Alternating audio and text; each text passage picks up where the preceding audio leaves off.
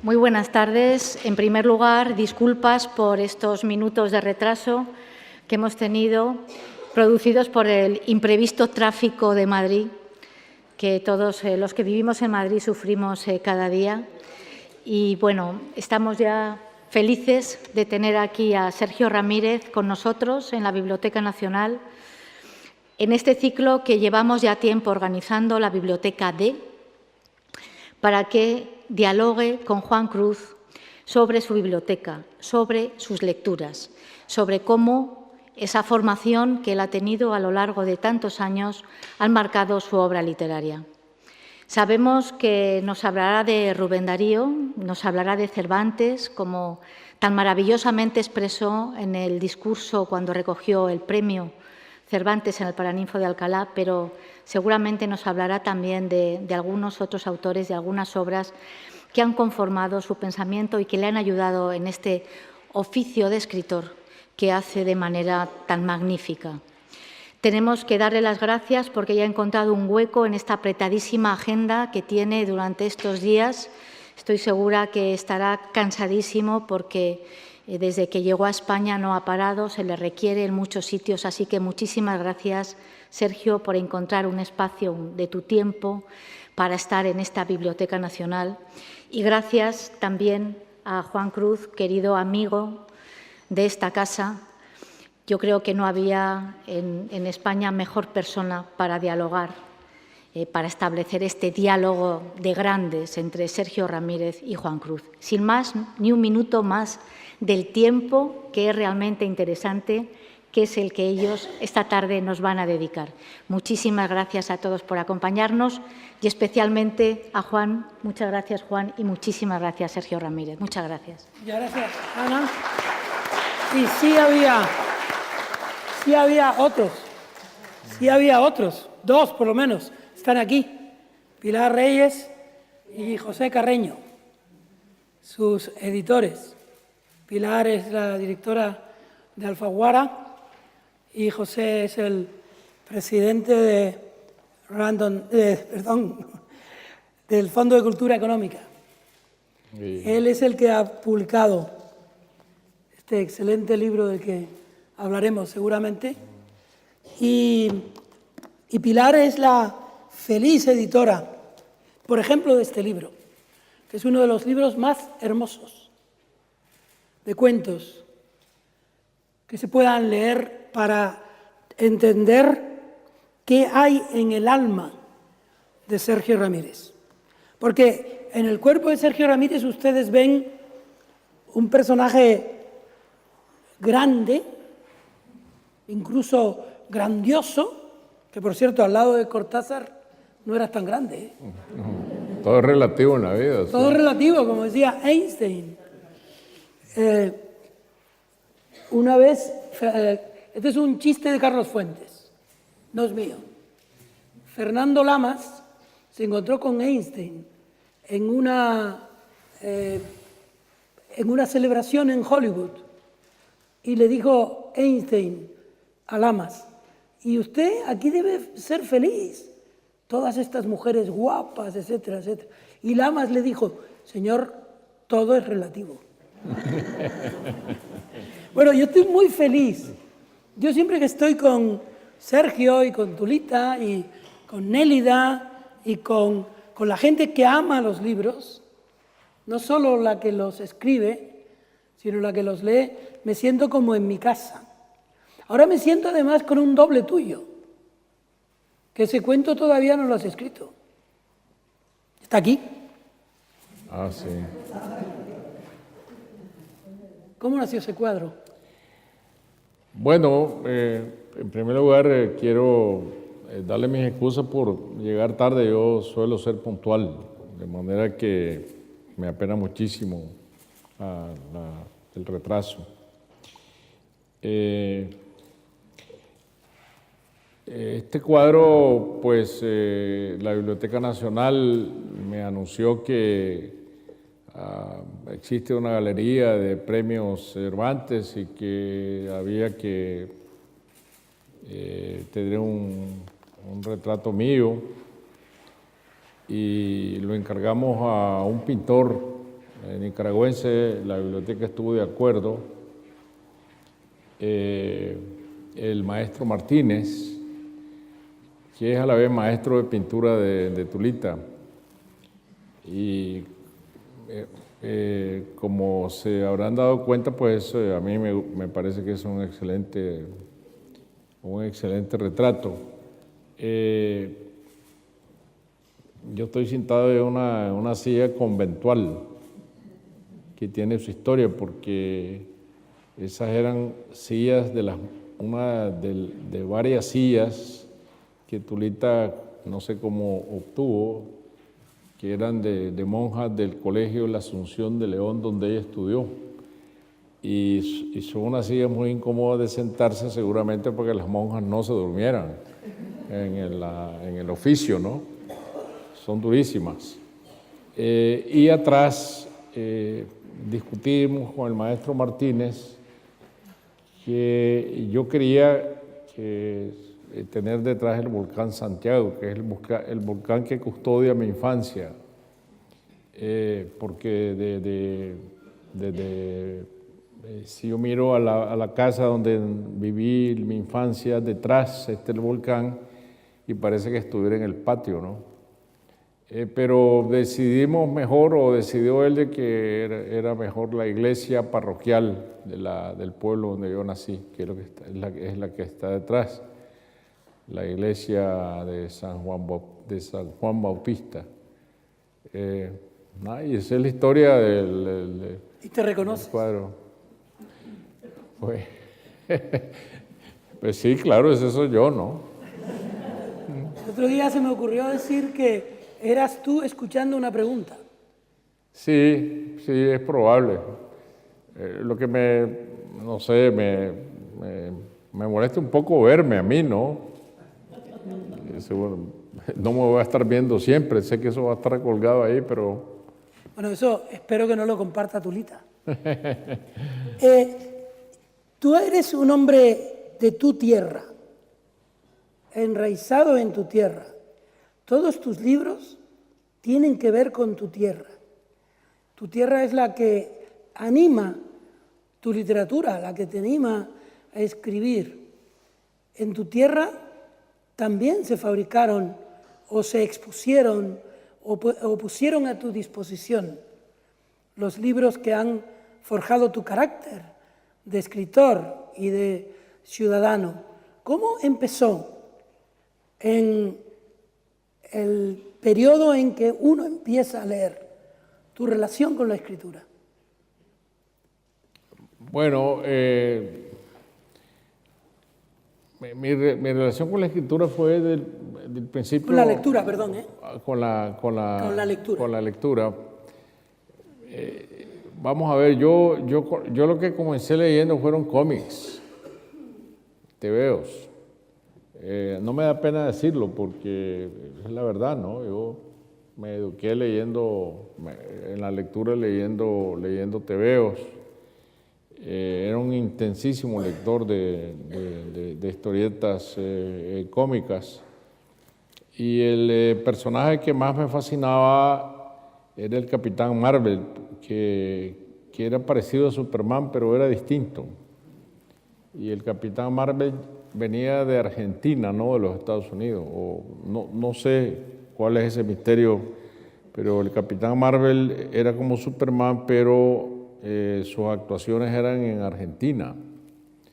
Y no era el periodista como Clark Kent, que se mete en una cabina telefónica cuando ve que se va a cometer algún desaguisado, como diría el Quijote, sino que era un canillita a meterse a una cabina telefónica para quitarse la camisa y quedar ya disfrazado. Canillita es un vendedor de periódicos. Exacto, ahí me di cuenta yo lo que quería decir esa palabra. Entonces era un canillita inválido que se apoyaba en una muleta y vendía periódicos por las calles, y cuando veía que se iba a cometer algún crimen o tenía que ayudar a algún desvalido, entonces él pronunciaba la palabra mágica Chazán, que estaba formada que era una herencia que le había dado un viejo mago, y está formada por las palabras Salomón, Hércules, Atlas, Mercurio, por ahí. Entonces, él ya aparecía convertido en este hombre con la capa que volaba. Luego yo me di cuenta que estos personajes que tenían unos trajes tan coloridos, con capa, con botas, eran personajes copiados de los circos. No de Krypton, no venían de Krypton, sino que venían de los circos.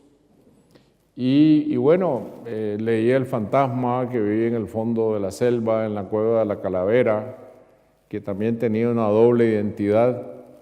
Esto de las dobles o triples identidades siempre me fascinaron mucho en la literatura, como luego cuando leí el Conde de Montecristo, una de mis fascinaciones era las identidades que el Conde de Montecristo asumía para poder ir tejiendo sus venganzas. Y generalmente cuando a un escritor le preguntan qué libros leyó en su infancia, la mayoría dice Salgari, Sandokan, el Vengador Errante, o dice Stevens, La Isla del Tesoro, o 20 leguas de viaje submarino, o Julio Verne. Yo estas novelas, yo más bien las oí, porque vamos al siguiente elemento después de los cómics. La radio fue fundamental en mi infancia, ¿no? El radioteatro me sustituyó la lectura, porque uno oía las historias, y oír es distinto de leer, por supuesto, no estoy diciendo una platitud. Oír es distinto de leer, pero las voces son los personajes, y uno imagina lo que está detrás de las voces. Eso es un gran ejercicio para la imaginación. Entonces esos personajes que representan héroes que son muy guapos y mujeres que son muy bellas, pues cuando uno se encuentra a los artistas que los representan radiales fuera de la cabina, se encuentra que son feos, chiquitos, de otra manera, ¿no? Entonces la voz es engañosa, y ya se sabe que la literatura está construida de engaño. Pero, Sergio, esto de escuchar los libros no habrá influido en el propio ritmo de tu escritura, porque al leerte a ti uno tiene ganas de leerte en alto, desde Castigo Divino a este libro que sale ahora de nuevo, Te dio miedo la sangre, o tus cuentos, todos tus cuentos. Siempre hay como un regusto de la música, de la escritura. Pero, ¿no tendrá que ver?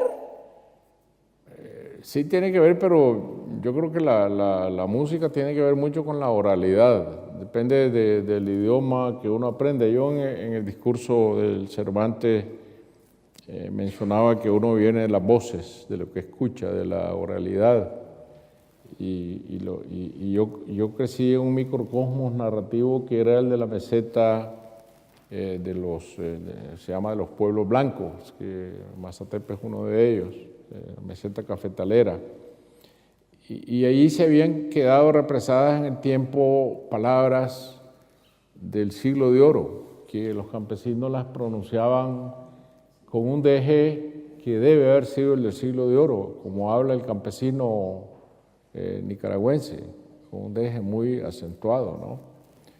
Y yo escuchaba decir malferido de manera común, o yo te vi de pasar. Y eso era el puro siglo de oro, ¿no? Después leyendo a Cervantes me dije, bueno, pero si así es como hablan los campesinos, con ese lenguaje que no salió de allí, se quedó preso, ¿no? Y si a eso le sumamos las voces indígenas, yo mencionaba Nimboja, Ñamborime, que son palabras muy sonoras. Entonces, claro, el idioma castellano antiguo, arcaico, las voces indígenas, todo eso se va facilitando la invención del ritmo y de la música. Y a eso debo agregar que yo crecí entre ensayos musicales. ¿Cómo fue eso? Porque mi abuelo y mis tíos, yo lo dije también, formaban una orquesta. Mi abuelo repartía a sus hijos qué instrumento iba a tocar cada uno. Entonces uno tocaba el violín, otro la viola, otro el clarinete, otro tocaba la flauta traversa, y entre todos tocaban misas, tocaban requiem en la iglesia, y en la calle tocaban procesiones, y luego en las fiestas tocaban el repertorio de valses, mis tíos componían boleros, y yo asistía a esos ensayos musicales en la casa de mi abuelo, porque siempre los músicos están ensayando, ¿no?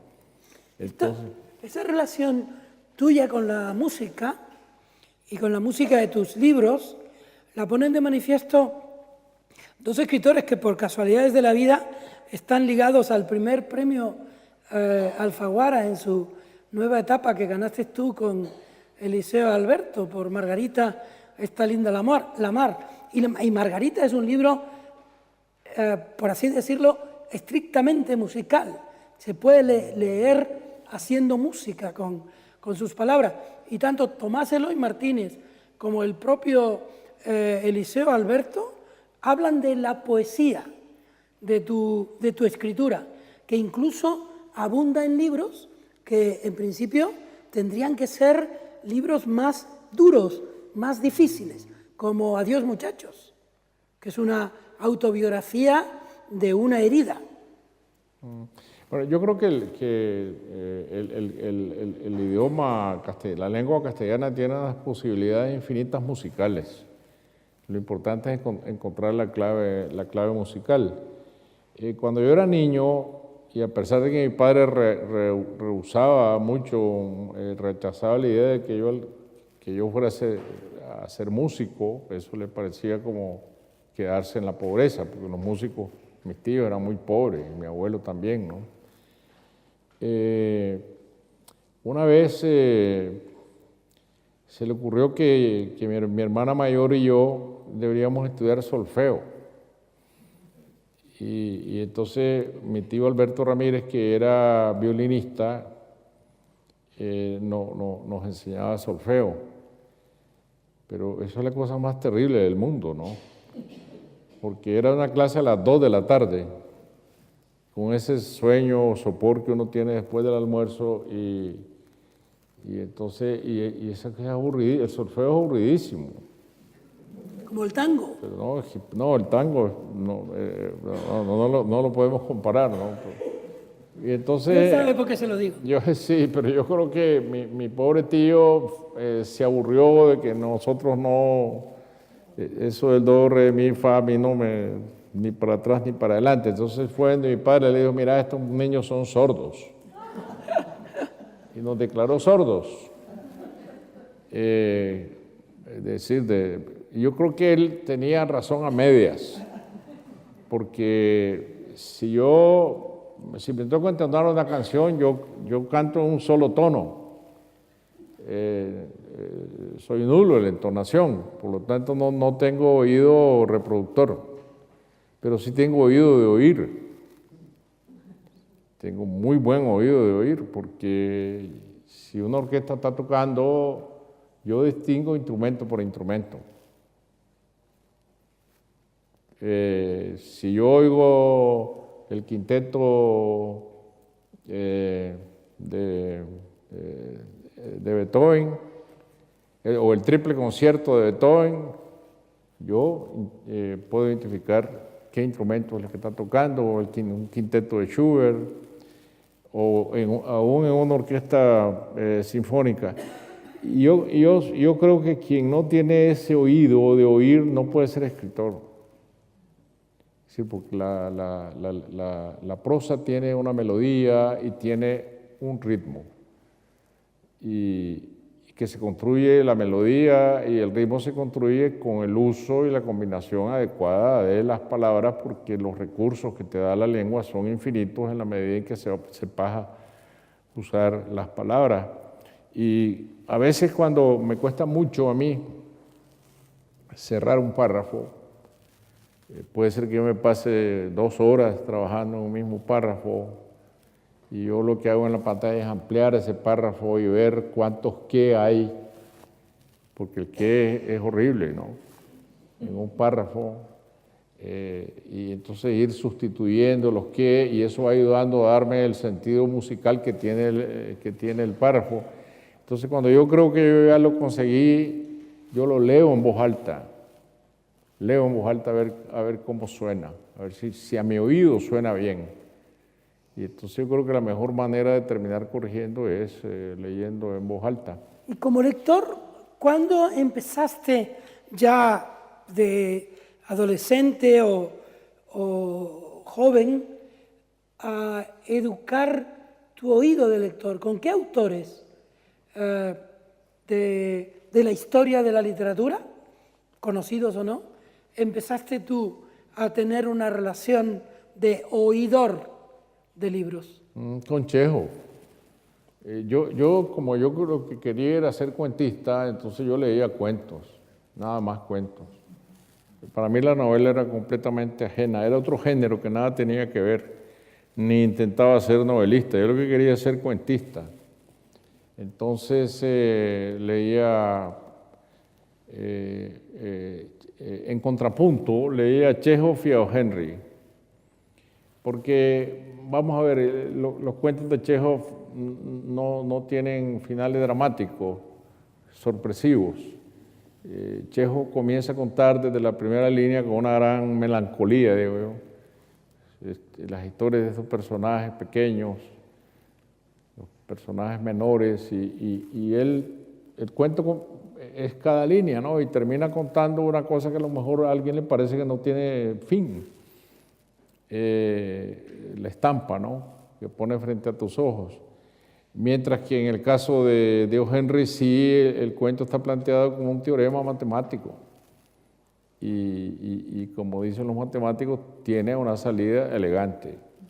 Lo resuelve perfecto y con mucha sorpresa, ¿no?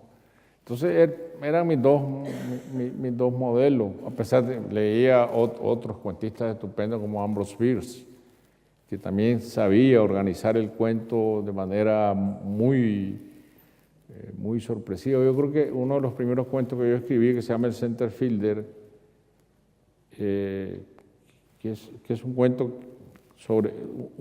que cuenta otro cuento, que es la historia de un preso que está detenido porque su hijo es guerrillero y de repente él lo llaman a medianoche porque lo van a fusilar. Y él comienza a imaginar un juego de béisbol en el patio de la cárcel y él comienza a imaginar cómo se escapa con un batazo que le llega contra el muro y luego se sube al muro y de ahí se sube a un árbol y escapa. Y al final el sargento, el comandante de la cárcel, ya cuando lo llevan a fusilar, entonces el sargento le pregunta qué pone en el parte. Entonces le dice, pone que estaban jugando béisbol y que se quiso saltar el muro y lo matamos.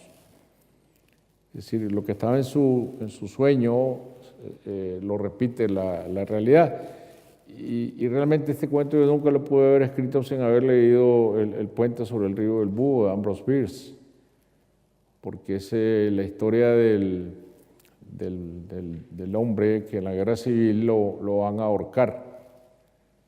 Y entonces sobre un puente lo van a ahorcar y de repente él sueña que la cuerda se rompe, él cae al agua, nada. El cuento es ese, y él logra huir y alcanzar la costa, pero nada de eso es cierto. Si en el momento que lo ahorcan, y eso es una fracción de segundo en la que está esperando su vida. Entonces, yo siento que ese cuento que yo escribí a los 17, 18 años, tiene que ver con este otro de Ambrose Bierce, que era mi modelo, ¿no? ¿Tú enamoraste a Tulita contando cuentos? Contando cuentos. No, de palabra, directamente, con mucha valentía. Ah, muy bien. Sergio, has nombrado a Chekhov y es curioso porque un antecedente tuyo en los premios Cervantes, Sergio Pitol, en su autobiografía Soterrada, lo pone como el que le abrió el camino a la escritura. Y es curioso porque leyéndote a ti y leyendo a Pitol, hay una voluntad musical en ambos, que proviene de la lectura, precisamente, porque cuando Pitol escribe por qué escribe, o cuenta por qué escribe, su agarradera para escribir son los otros autores. Y empieza diciendo Chekhov. Sí, bueno, es que Chekhov es irresistible, ¿no? Yo recuerdo que leí unos pocos cuentos de él cuando yo me empecé a entrenar como cuentista, pero después compré en Costa Rica, ya viviendo en Costa Rica, una edición de la editorial Aguilar que eran empastados en cuero y eran como pequeños, eran como misales, los libros eran de un formato pequeño, estaban los cuentos de Chekhov en 2 tomos. Y esa fue mi Biblia y leí y releí esos cuentos. Y ahí hay piezas extraordinarias a las que siempre estoy volviendo, como un cuento donde aparentemente no pasa nada, como El beso, ¿no? De un regimiento militar que pasa por un pueblo desolado y organizan un baile en honor de los oficiales, se da el baile, de repente una muchacha está en un cuarto en la penumbra y entra y siente, está sola y siente que alguien le da un beso. Y eso es todo. Y entonces en la madrugada ella está viendo por la ventana o está en la cama viendo cómo el regimiento se va del pueblo. Y lo único que ha ocurrido es que alguien la besó y no sabe quién. Entonces, eso para mí era verdaderamente fascinante. Alguien me puede decir, pero ese cuento no se resuelve en nada, ¿no? Es que ese es el cuento, ¿no? Antes de tus cuentos, hay muchos cuentos de otros. Sí, yo creo que en el aprendizaje, yo siento que yo siempre, cuando doy mis talleres de literarios, yo doy 2 talleres literarios al año en Mazatepe, a muchachos de todo el país, muchachas. El primer consejo, lo primero que les digo es no teman imitar. Es decir, imitar es legítimo cuando uno empieza a escribir y luego la imitación se convierte en influencia. Uno tiene que buscar siempre cómo apegarse a un modelo y aprender a escribir como escriben los otros, es decir, como aprender a tocar un instrumento, los instrumentos, ¿no? Hasta dar con el propio.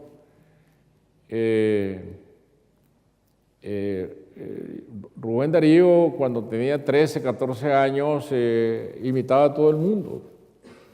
Imitaba a Zorrilla, imitaba todo lo que tenía en sus manos y él escribía como los demás. Y claro, lo que él iba buscando era su propia voz hasta que la encontró. Tiene que llegar a un punto en donde uno ya halló su propia voz y pueda pararse frente a Antonio Machado y repetir con él: a distinguirme paro las voces de los ecos. Es decir, cuando uno deja de ser eco y se convierte en voz, pero mientras tanto está aprendiendo, tiene que ser eco, no hay otra manera. Pero hay escritores que son tan pegadizos que quizá hay que evitarlos como sujetos de imitación. García Márquez, el primero de ellos, ¿no? Cortázar. Es que Cortázar es distinto, porque si tú vas a leer los cuentos de Cortázar son verdaderos modelos. Existe el cuento cortázariano, ¿no? Que de repente va por el camino recto y se desvía hacia una vereda lateral. O sea, te está contando un cuento real y de repente entra lo extraordinario, como esto el cuento de los dos hermanos que viven solos en la casa tomada, ¿no? Y de repente en el diálogo los hermanos le oyen un ruido y dice, ya se tomaron ese cuarto y ahora están en el corredor, y entonces hasta que ellos se tienen que ir de la casa, pero él no te explica quiénes se tomaron la casa, cuáles son esos seres, esos endriagos, ¿no? Que los están sacando poco a poco de la casa. Entonces está contado con la más absoluta naturalidad. Entonces hay una técnica en Cortázar muy diversa en distintos cuentos. Yo me refería más bien a un libro como 100 años de soledad. Yo leí 100 años de soledad obviamente en el 67, cuando salió, y obviamente mi deslumbramiento fue igual al de muchos lectores, escritores y no escritores. Pero yo dije, este libro es un veneno, porque es muy fácil imitar a García Márquez y quedárselo imitando para siempre, porque es inimitable.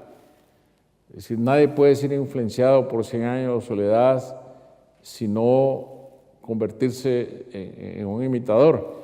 Y claro, pues uno puede ser un imitador de éxito, porque muchos imitadores de García Márquez vendieron miles de libros, porque se metieron en la moda de lo que se llamó realismo mágico. Pero el realismo mágico para mí siempre comenzó y terminó con el propio García Márquez. Yo volví a abrir 100 años de soledad muchos años después, y no frente al pelotón de fusilamiento, cuando estaba dando clases en la Universidad de Maryland y iba a hacer un seminario sobre 10 novelas fundamentales latinoamericanas. Entonces lo volví a leer, pero yo sentí que lo estaba leyendo con mucha seguridad. Del que yo no me pude escapar fue de Rulfo, porque mi primera novela, que se llama Tiempo de Fulgor, que le escribí a los 25 años, pues ahí está Rulfo, es inevitable, ¿no? Es lo que yo estaba diciendo, ¿no? Cuando uno anda buscando su propia voz. Curioso, porque tú eres un entrevistado excelente, porque siempre ofreces la siguiente pregunta en tu respuesta. En este caso es que me haces recordar lo que le dijo Mutis a Gabo. Le entregó un libro de Rulfo y le dijo, Pedro Páramo, para sí, que aprendas.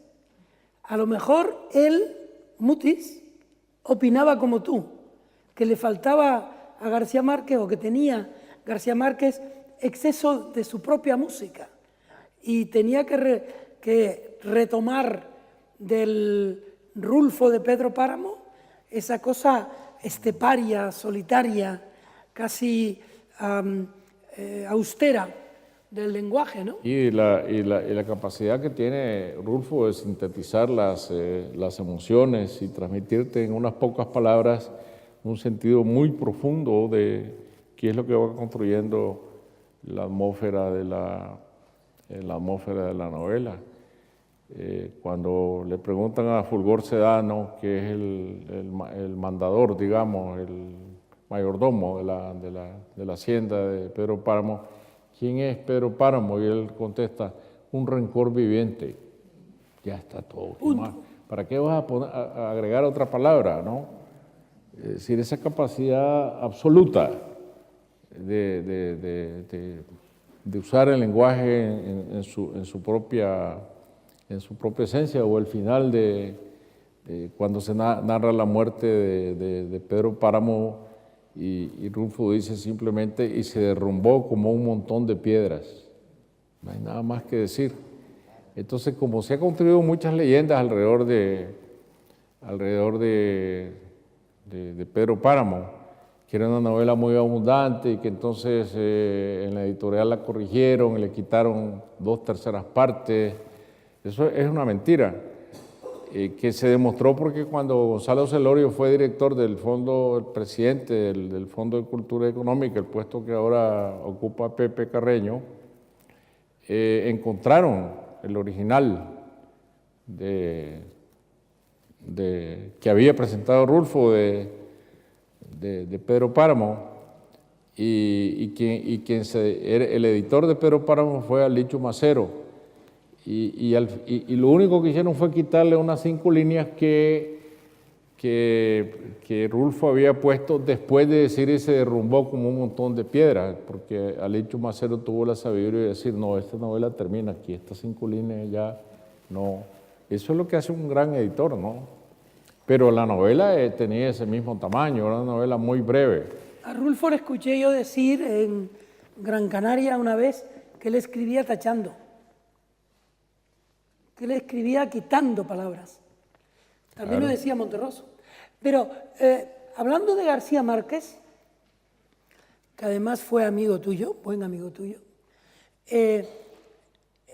ahí El coronel no tiene quien le escriba, que es un monumento de la sobriedad, hasta tal punto de que el final de la novela es el que le corresponde.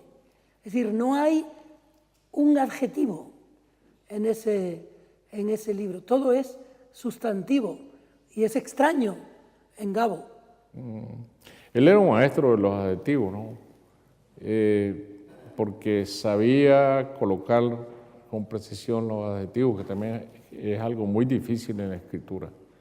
Si un adjetivo ilumina la frase, le da un sentido a la frase, le da profundidad a la frase, y si tú utilizas el adjetivo equivocado, arruinas completamente la frase. Y él tenía una enorme precisión para encontrar los adjetivos en su memoria.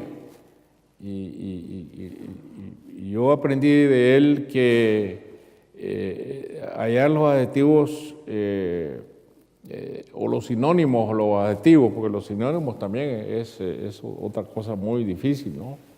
Es obligación de uno mismo, de su memoria de escritor, no recurrir a los diccionarios de antónimos y sinónimos, ni ir a buscar los adjetivos en las máquinas de adjetivos que hay ahora, ¿no? En los auxilios de adjetivos, sino uno tiene que encontrarlo en su propia cabeza.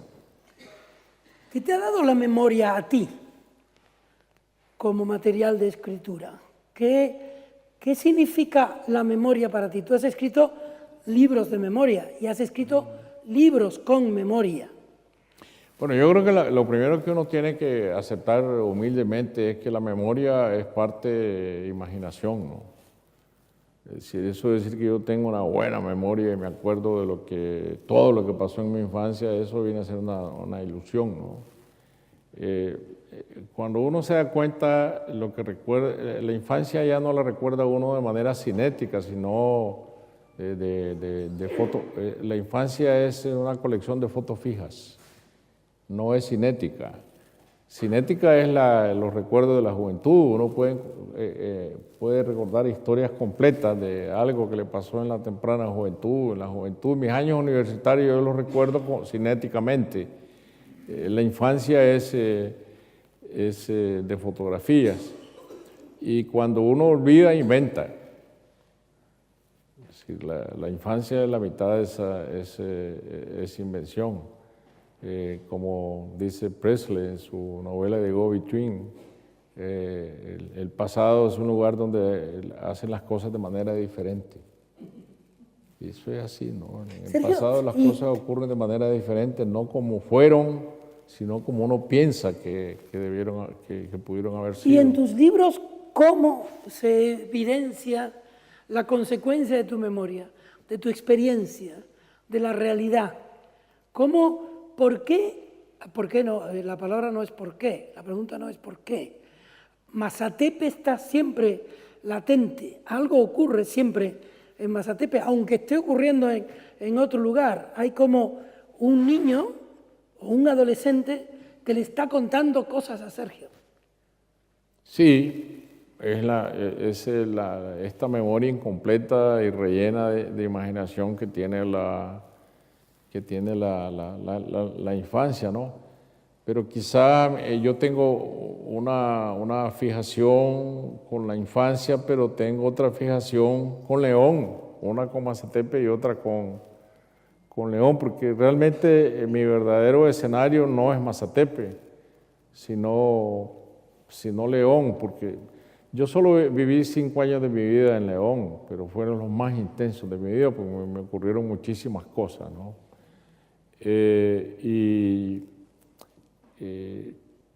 Yo recuerdo cuando yo bajé del autobús en un mediodía incandescente en León con mi padre que me llegaba a matricular a la universidad. El autobús se paraba en la plaza y yo vi esa plaza como con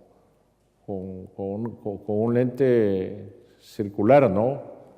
La catedral que tenía a mis espaldas, el Colegio de la Asunción que está a la izquierda, luego el Teatro González, el Comando de la Guardia Nacional, la Casa Prillo, el Palacio Municipal, y eso, y en medio la estatua del general Máximo Jerez, que le está dando la espalda a la catedral porque era masón.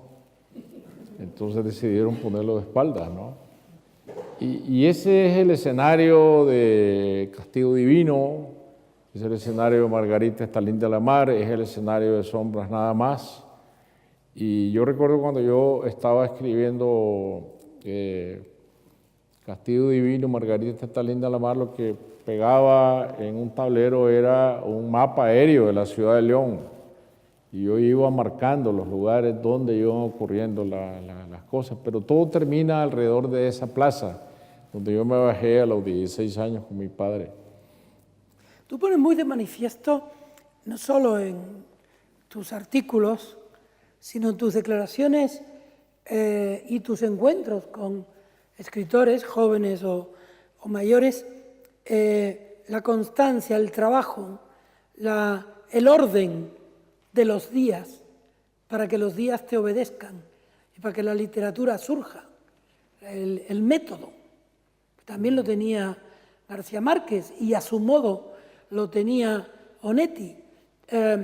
Es un método que te hace ponerte delante de la computadora para que venga, como le sucedía a Picasso, la inspiración y te halle trabajando. ¿Cómo es ese proceso de escritura de un libro? Bueno, yo creo que no deja de ser una especie de neurosis, ¿no?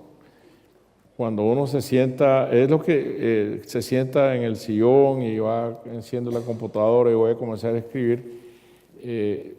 Esto es lo que Walter Benjamin llamaba la mnemotecnia de la escritura, ¿no? Que todo tiene que estar en orden. El papel, los lápices, las plumas, todo tiene que estar colocado en un orden que uno se inventa, ¿no? Sin eso uno no puede comenzar a trabajar. Y ese orden, pues uno lo mantiene mientras está encerrado. Mi primer movimiento cuando entro a mi estudio es subir la cortina, quedar frente al jardín, a la vista, apretar el botón de encendido del ordenador, poner al lado los libros que voy a necesitar y luego desconectar el teléfono para quedarme en el encierro y en la soledad absoluta. No tengo otra manera de hacerte esta pregunta que de esta forma. ¿Ese no es un momento bastante jodido? El de arrancar en la mañana. No, yo arranco con alegría, con entusiasmo, ¿no? Nunca me ha faltado ese entusiasmo para arrancar el día porque tengo la ansiedad del trabajo. Y a mí el médico siempre me ha dicho, usted tiene que levantarse cada 20 minutos.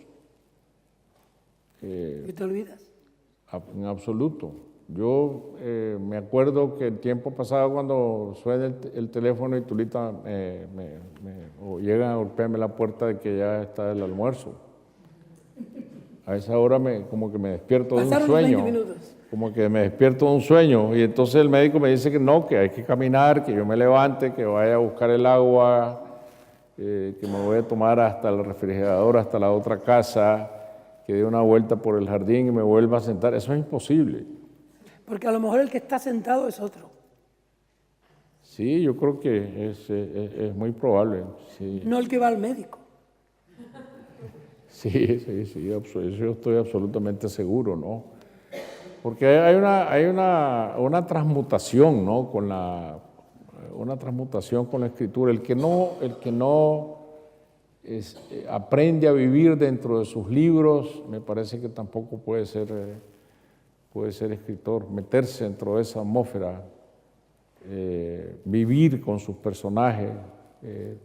Ahora veremos, o te preguntaré sobre momentos en que eso fue más complicado de hacer, en tu época de revolucionario y luego en tu época política.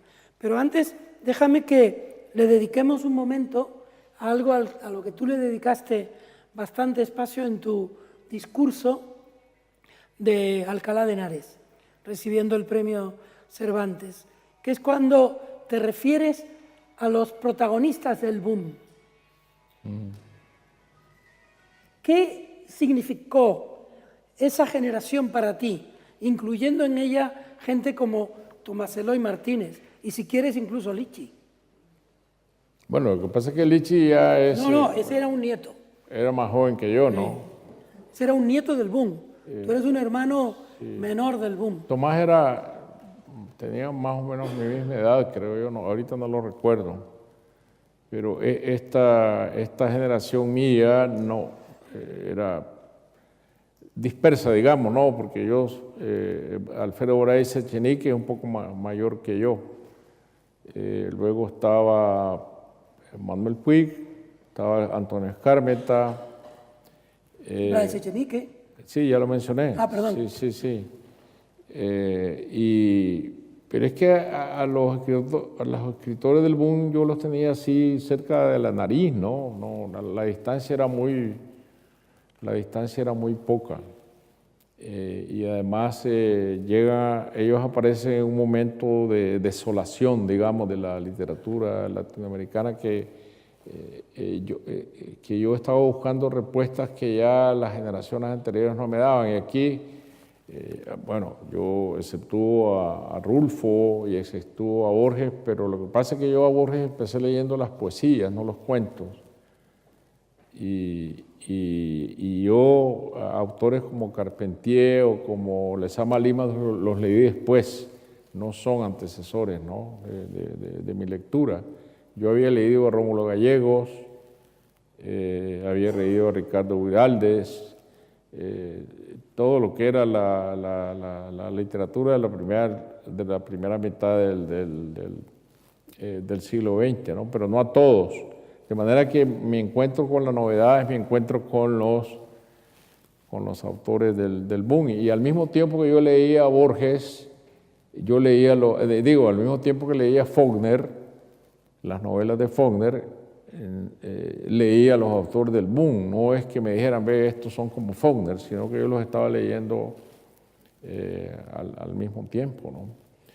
Por lo tanto, hay una enorme proximidad, pero algo que es muy importante decir de los autores del boom es que no eran una generación como uno entiende las generaciones literarias, que empiezan por tener un manifiesto, por expresar sus ideas artísticas, como ocurre con las generaciones de escritores.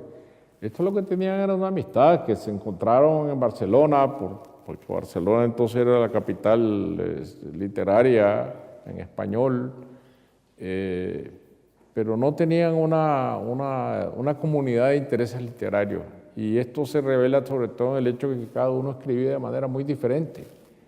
No hay ninguna conexión entre Cortázar y García Márquez, entre García Márquez y Fuentes, o entre Fuentes y Vargas Llosa.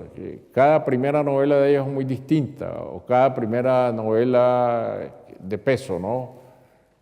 La muerte de Artemio Cruz nada tiene que ver con La ciudad de los perros, en cuanto a estilo, en cuanto a expresión literaria, o Rayuela, ¿no? Que es una novela anárquica, o la enorme Elipsis, que es 100 años de soledad. Entonces uno podía tomar de cada uno lo que mejor le convenía. Ahora, si me preguntas de quién de ellos... ¿Tomaste más?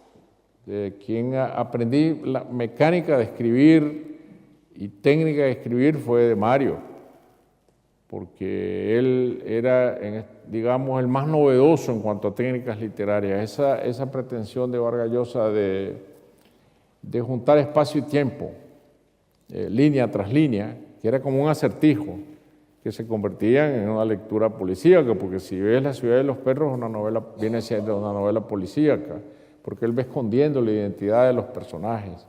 ¿Quién era el jaguar? Eso te das cuenta hasta el final. Y él va juntando espacio y tiempo, yendo hacia adelante, luego regresando. Es muy complicado de leer este libro, sin embargo tuvo muchos lectores, que es algo que yo todavía no logro explicarme, porque no era fácil de leer La ciudad de los perros. ¿Tú has reinventado o has inventado o has puesto de manifiesto que existe, porque además es verdad, por eso digo que lo has puesto de manifiesto, una literatura centroamericana con sus propios nombres propios, aunque vivieran en otros sitios, como Augusto Monterroso, Sí. como Carlos Martínez Rivas, como Miguel Ángel Asturias, y tú has hecho una labor realmente espléndida en poner también para otros escritores contemporáneos de ahora, españoles y latinoamericanos, el fenómeno centroamericano, por lo que la gente te estima mucho. Bueno, es que yo creo que Centroamérica, yo descubrí que Centroamérica tenía una identidad cultural por el trabajo que tuve en mis 20 años, ¿no? Que yo era jefe de Relaciones Públicas de un organismo universitario regional. Entonces a mí me tocaba viajar por todas partes, conocía muchos escritores, los modos de ser de cada país. Yo dije, aquí hay una identidad. Y en el año 68 yo me puse a hacer una antología del cuento centroamericano, que era más bien una especie de labor arqueológica, porque los cuentistas estaban publicados en ediciones que no circulaban o que solo el autor tenía alguna copia, desde el modernismo hacia adelante, ¿no? Que estaban olvidados en viejas bibliotecas. Yo iba por todos los países, me traía a Costa Rica cajones de libros y salió una enorme antología en 2 tomos, donde se notaba que sí había una verdadera literatura de calidad en Centroamérica, que se podía identificar a una región que tenía rasgos comunes, culturales. No sé si decimos los países andinos da la idea más bien de un mercado común andino, pero no de una literatura. Centroamérica sí. Bueno, el Caribe es otra cosa. Para mí el Caribe es un espacio cultural formidable, ¿no? Pero Centroamérica también yo considero que es parte del Caribe, aunque vivamos en el Pacífico, la mayoría de la población somos del Caribe, porque el Caribe no es un concepto geográfico, es un concepto cultural. El Caribe es la revoluta de todo, ¿no? Entonces, sí, tenemos una herencia formidable. Lo que pasa es que los vientos del exilio han empujado a la gente afuera. Y yo creo que yo lo decía el otro día en la Universidad de Alcalá, cuando estábamos hablando, que si tú piensas en autores como Carlos Solórzano, que es un gran dramaturgo, o como Augusto Monterroso, todos sabemos quién es, o como Luis Cardoso y Aragón, que fue hombre de las vanguardias europeas. Todos se fueron a vivir a México después del golpe contra Arbenz en 1954 y fueron asimilados, como no puede ser de otro modo, por la cultura de México. Lo mismo que pasa con Zúñiga, el gran escultor costarricense, o lo que pasa con Carlos Mérida, el gran pintor y escultor guatemalteco, o con Ernesto Mejía Sánchez, es un gran poeta y crítico literario, que él comenzó a organizar la obra de don Alfonso Reyes, que fue su maestro. Ernesto Cardenal estudió en México, de la generación de Rosario Castellano. Entonces México es un gran polo de atracción natural para Centroamérica. A mí me gustaría, Sergio, hacer una involuntaria biografía o autobiografía, en tus palabras, tuya, de tu relación con la escritura y tus épocas. Este libro, que ha publicado José Carreño en el Fondo, y Francisco Ruiz, que es nuestro gran editor aquí en España del Fondo de Cultura, Te dio miedo la sangre. Este libro era como una adivinación de la Revolución. Después viene un libro que escribes cuando aún está la Revolución en marcha. Después tú te despides de la Revolución. Adiós, muchachos. Este es Castigo Divino. Este es Adiós, muchachos, que escribe después de que él termina su periodo estrictamente político. Y he seleccionado este, no sé por qué, Flores Oscuras, que es un gran libro de cuentos, donde figura una de tus más hermosas autobiografías. No vayan a haberme dejado solo. Nunca lo diré bien, pero... No me vayan a haber dejado solo. Exactamente. Porque es el verso de Vallejo, ¿no? Es un verso de César Vallejo. Me gustaría que tú comentaras estas épocas. No, eso nos tomaría unas 2 horas. Pero para eso está Juan Rulfo. Bueno. Inspírate en Rulfo. Sí. No en García Márquez. Bueno, Te dio miedo la sangre, yo lo escribí en Alemania, cuando me fui a vivir a Alemania con una beca del DAAD. Hay un programa que se llama de artistas residentes en Berlín, una beca de 1 año, y yo conseguí que fuera de 2 gracias al apoyo de mi editor en Alemania entonces, Hermann Schulz, de la Peter Hammer Verlag. Y en estos 2 años yo escribí esta novela, que dejé yo tirada porque venía la revolución, yo me regresé a la revolución y este libro quedó librado a su propia suerte hasta que Carlos Barral lo rescató, porque él fue jurado del premio Rómulo Gallegos y él defendió que este libro ganara. No ganó, pero él se lo trajo y lo publicó en la Biblioteca del Fénice en Barcelona. Y luego mi siguiente libro no fue Castigo Divino, sino que un pequeño libro que me gustaría haber publicado de nuevo, que lo publicó Mario Muchnik en Barcelona, en el año 85, que se llama Estás en Nicaragua, donde yo mezclo lo que está ocurriendo en la revolución en Nicaragua con mi relación con Julio Cortázar. Es un libro sobre Cortázar en Nicaragua desde que nos conocimos en el año 1976, viajamos juntos a Sulentiname. Ese es un libro, digamos, parte de mi biografía literaria. Y enseguida me puse a escribir Castigo Divino, que es el libro que yo escribí en las horas de la madrugada. Y luego el libro que yo te llevé por primera vez a Alfaguara, que fue Un baile de máscaras. Y enseguida Margarita, que yo la terminé en una finca en Alcudia, en Mallorca. Me quedé trabajando un mes allí y hasta llevarte ya un original depurado.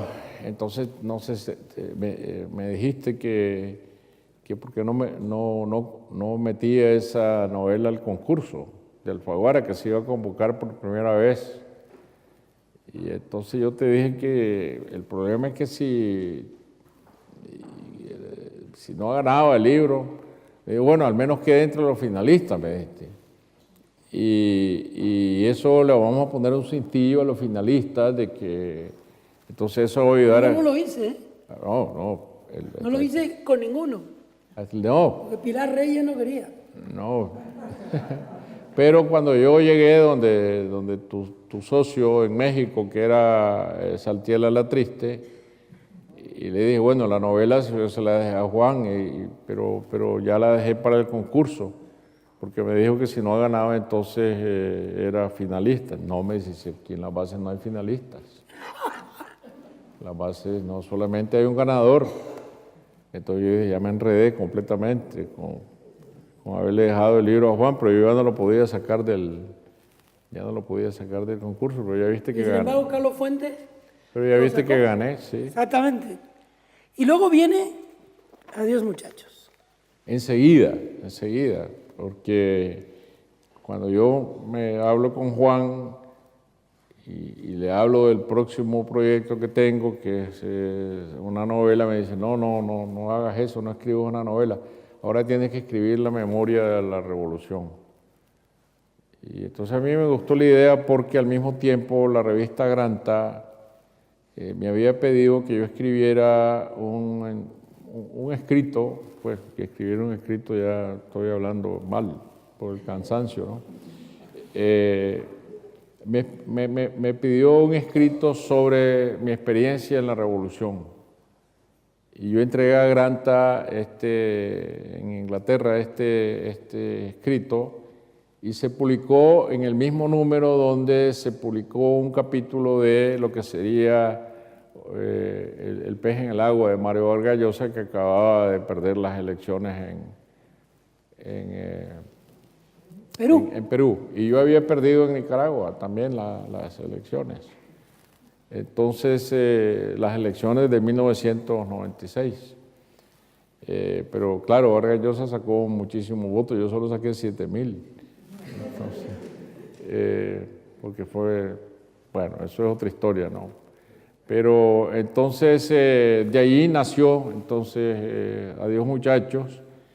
Yo me fui a la Universidad de Maryland con este contrato que me dieron y allí me puse a escribir en el apartamentito que teníamos allá en Arlington. Allí escribí yo este libro con mi memoria. ¿Te produjo dolor? Muchísimo, sí, pero no, yo no usé fichas para este libro, yo lo escribí con la memoria. Y al final le pedí a un amigo que me hiciera una cronología de la revolución para ponérsela al final y orientar a la gente sobre lo que yo estaba hablando. Pero esto es un libro completamente sentimental y memorial. No pretendía ser un libro de historia y no lo fue con datos precisos ni nada de eso. Es decir, ¿cómo te sientes hoy ante ese libro?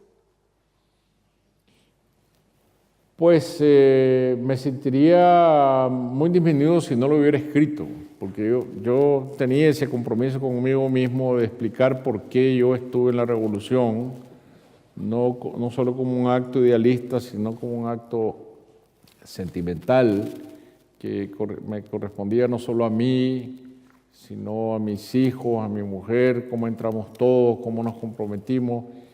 Y yo dije, yo no quiero que este sea un libro de historia, ni siquiera una autobiografía clásica, sino contarlo como que fuera una novela. A lo mejor este libro hoy se podría llamar una novela cuando los conceptos literarios han venido cambiando a través de todos estos años. Y la idea es, la clave, el pie musical de este libro, me lo dio una niña que era amiga de mis hijos adolescentes entonces, que llegaba mucho a mi casa y se acercó mi hijo Sergio y me dijo que ella quería hablar conmigo.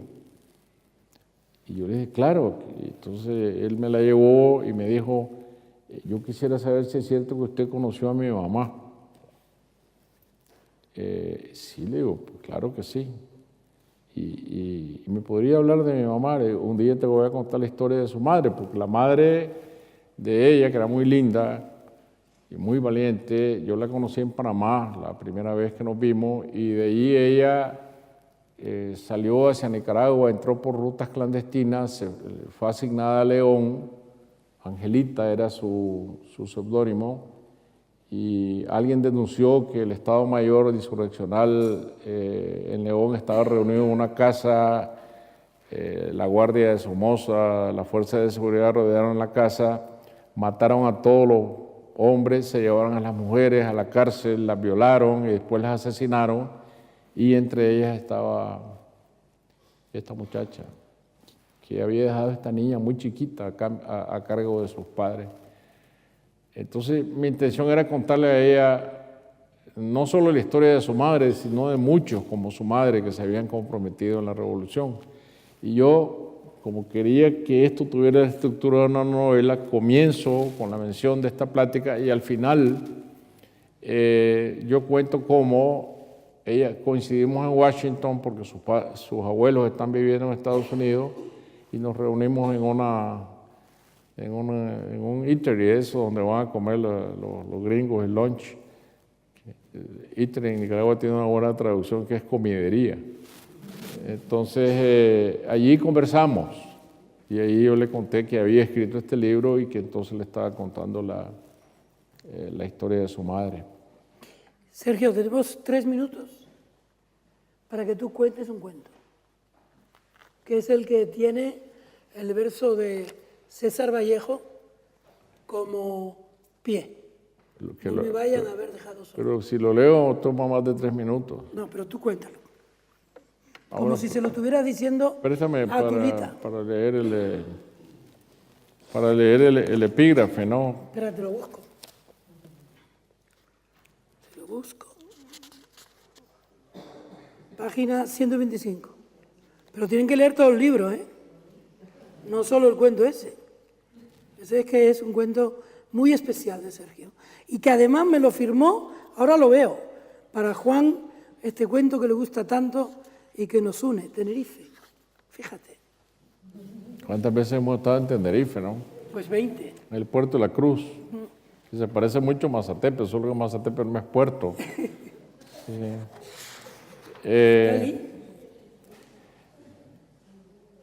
El epígrafe es de Trilce y dice: llamo, busco al tanteo en la oscuridad, no me vayan a haber dejado solo y el único recluso sea yo. Pues es mi fascinación por Vallejo, ¿no?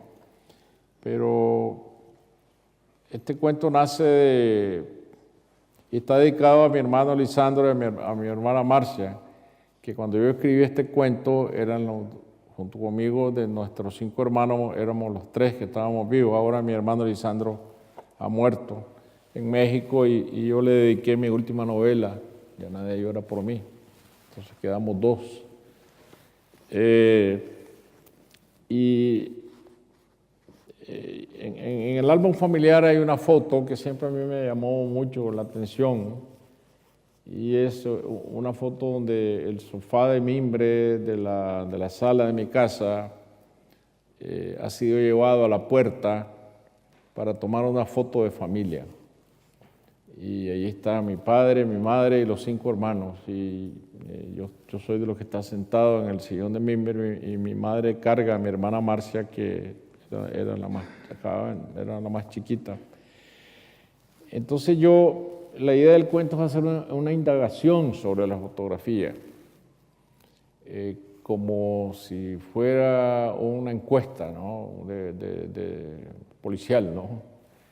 Y bueno, ¿cuándo fue tomada esta foto? Es lo primero que yo quiero saber, ¿no? Entonces mi madre está de luto porque acaba de morir mi abuelo, Teófilo Mercado, que murió en septiembre de 1950. Entonces ya yo tengo un primer dato. Mi madre está de luto, mi hermana Marcia nació en 1950 y yo calculo la edad que ella tiene, entonces yo vengo sacando que esta foto debe ser de octubre de 1950. Pero una vez que me voy ubicando en el tiempo, mi intención verdadera es, o mi deseo, entrar en la foto, traspasar el umbral de la fotografía y por último yo termino entrando en la fotografía y voy a ver el calendario y me doy cuenta sí que ahí cuál es exactamente la fecha y entonces quizás esto tiene que ver con una de las historias que está contada en Los sueños de Kurosawa, que me fascinó desde que la vi, y es Es un japonesito que estaba frente a un cuadro de Van Gogh en el Museo de Van Gogh en Ámsterdam y él está viendo con mucha intensidad el cuadro que es Las lavanderas de Arles y de repente él entra dentro del cuadro y las lavanderas comienzan a lavar, el carromato que va a pasar sobre el puente pasa y se oye el ruido del carromato pasando arriba y entonces él entra en un trigal iluminado, esos de los cuadros de Van Gogh, bajo un fuego, un sol de fuego, y él encuentra por fin a Van Gogh, que está representado en la película por Spielberg. Y quizás existe pues este emparentamiento que yo entro en la foto, pero es muy distinto, porque yo entro, comienzo a buscar a la gente y por eso el epígrafe que dice llamo, busco, al tanteo en la oscuridad, no me deben haber dejado solo y el único recluso sea yo. Yo termino solo en esa casa. El almuerzo está puesto, la sopa está humeando y yo llego a buscar mi sitio en el comedor y ya no hay nadie. Gracias, Sergio.